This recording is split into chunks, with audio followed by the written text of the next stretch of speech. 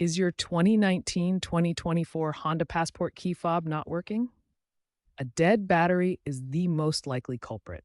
Replacing it yourself is a quick, easy, and cost-effective DIY fix. This video will guide you through the entire process, saving you time and money compared to dealership service. Expect the battery to last 1 to 2 years, depending on usage.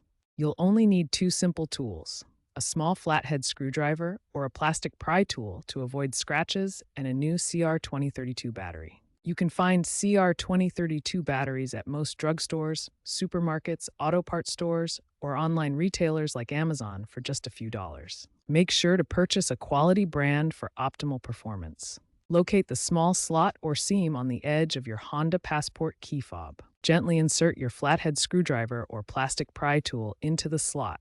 Carefully twist or pry to separate the two halves of the fob. Be gentle to avoid damaging the plastic casing. Now that the key fob is open, locate the old CR232 battery inside.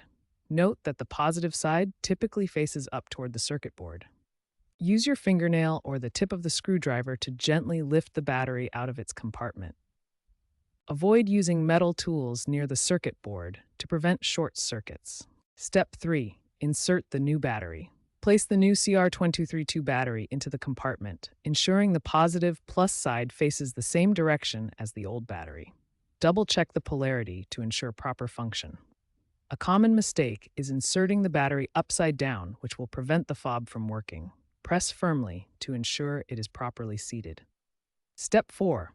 Reassemble the key fob. Carefully align the two halves of the key fob and snap them back together.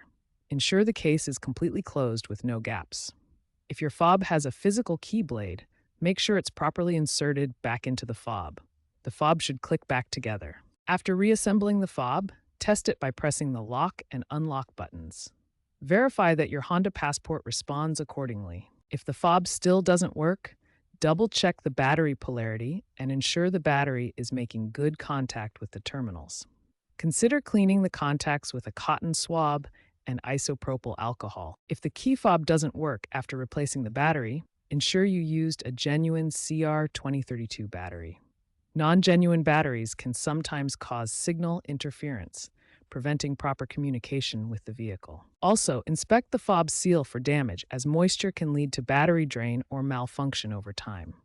Some users on Honda forums recommend using a guitar pick instead of a screwdriver to avoid scratching the plastic when opening the fob. Remember that by 2030, physical fobs may be phased out for digital alternatives, potentially reducing the need for battery replacements.